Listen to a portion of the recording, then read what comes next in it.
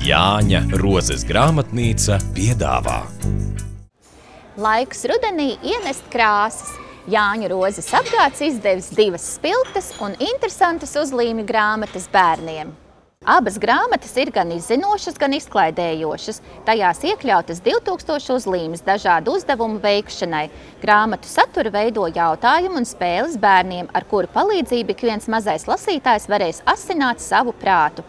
Grāmatā jautrās 2000 uzlīmes bērni iepazīsies ar supervaroņiem, alu cilvēkiem, noslēpumainajiem spiegiem, kā arī dažādiem ērmiņiem un mošķīšiem.